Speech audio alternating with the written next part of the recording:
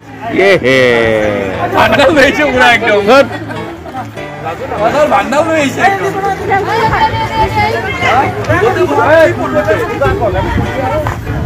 আসসালামু আলাইকুম বন্ধুরা ইতিপূর্বে আমি একটি ভিডিও আপলোড দিয়েছিলাম। সেখানে ম্যাট্রিক পরীক্ষার পরীক্ষার্থীদের স্বাগতম জানানোর পাশাপাশি তাদেরকে জারি করেছিলাম সাবধানবাণী।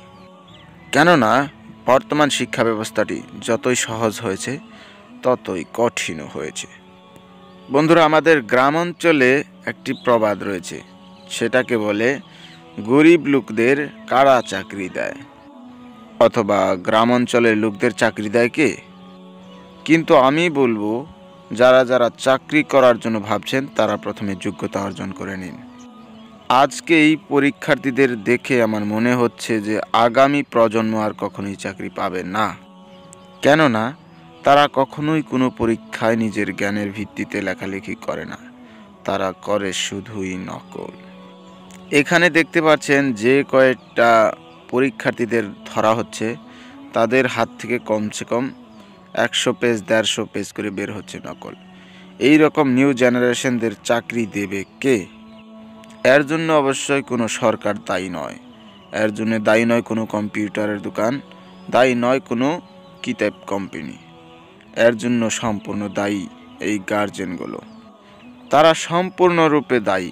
কেননা সারাটি বছর বাচ্চাটি কি পড়লো কি না পড়লো সেদিকে কোনো খোঁজ খেয়াল নেওয়া হয়নি। তারা শুধু দেখেছে যে ছেলেটিকে স্কুলে ভর্তি করানো হয়েছে এবং প্রাইভেট স্কুলে ভর্তি করানো হয়েছে, সেই ভেবে তারা কিছুই বলেনি, বরঞ্চ তাদেরকে খেলাধুলা করার জন্য উপদেশ দিয়ে থাকেন যে এক জায়গায় বসে থাকো না, খেলাধুলা করো, শরীরটা ঠিক থাকবে। আজকে তাদের কি ফল হলো? বন্ধুরা, এই নকলের পাহাড়গুলো দেখে আমার মনে হচ্ছে যে পরবর্তী প্রজন্ম কখনো আর জ্ঞানী হবে না।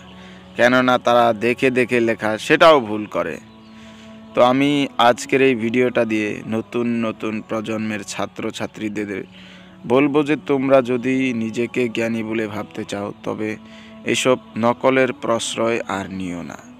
আমি জানি না এত বড় বড় পদে বসে থাকা লোকজন অত জ্ঞানী নয়, মানে জ্ঞানের কোনো প্রহর তাদের মাথায় পড়েনি, তারাও নকল করে ঘুষ দিয়ে চাকরি করে।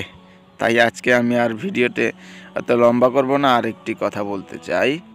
যারা যারা কলেজের প্রফেসর তিনারা নিজেরাই কিতাব লেখেন এবং সেই কিতাব পাবলিশ করে পরবর্তী প্রজন্মদেরকে অবশেষে সবাই তো নকলের শাস্তি জানেন। এই ভাইটিকে দেখুন কি করে ধরে নিয়ে যাচ্ছে। তো সবাইকে সাবধান বাণী পুনরায় দোহরায় দিয়ে আমি আজকের মতো বিদায় নিচ্ছি। ধন্যবাদ।